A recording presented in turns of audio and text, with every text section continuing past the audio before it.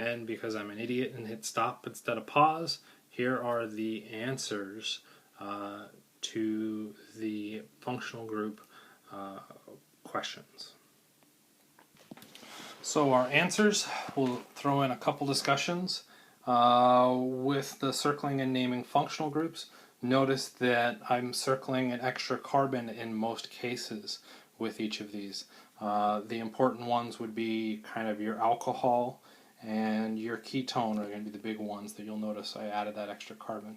We have to add that extra atom because if we don't circle that, it could mean something else. So in the case of the ketone, if that extra atom was a hydrogen, it'd be an aldehyde, not a ketone. So we have to actually circle and specify that it is indeed a ketone by showing that there's a carbon attached.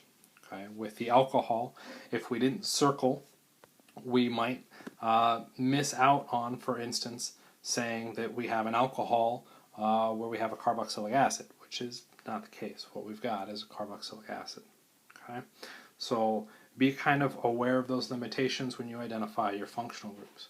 When it comes to naming the compounds, again, I'm weak on this and definitely should have buffed up before doing this activity. The very first one, I don't actually remember if it's 2-ethyl, 1-fluoro, or if it's 1-ethyl, 2-fluorocyclopentane. It comes down to a rule created by some old guy. You have to know the rule. That's the way it is. Otherwise, you look like an idiot like me. And if you can handle that, then by all means, go ahead. The next one, 3-methyl-3-hexene. For those of you that jumped ahead, maybe, remember we have an alkene. You need to specify whether it's cis or trans, and we can do that using the EZ nomenclature. And we numbered it left to right as opposed to right to left because the methyl group we want to keep at the lowest possible number.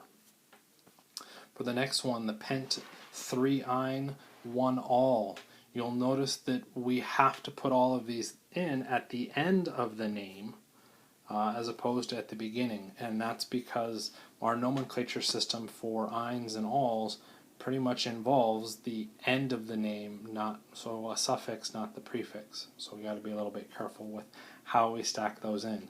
The alcohol is a higher priority than the alkyne. It gets the lowest number first.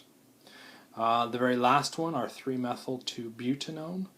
A little bit tricky for those of you that probably have not had second semester, but I figured we'd throw a curveball in there for you. You notice it is not a stereocenter, even though it looks like it's marked as one. The methyl groups are identical, so there's no need for RS. As far as the numbering system, the ketone is a higher priority than the methyl substituent, so again, the ketone gets the lowest number. Hopefully that helps, and that's it for those answers.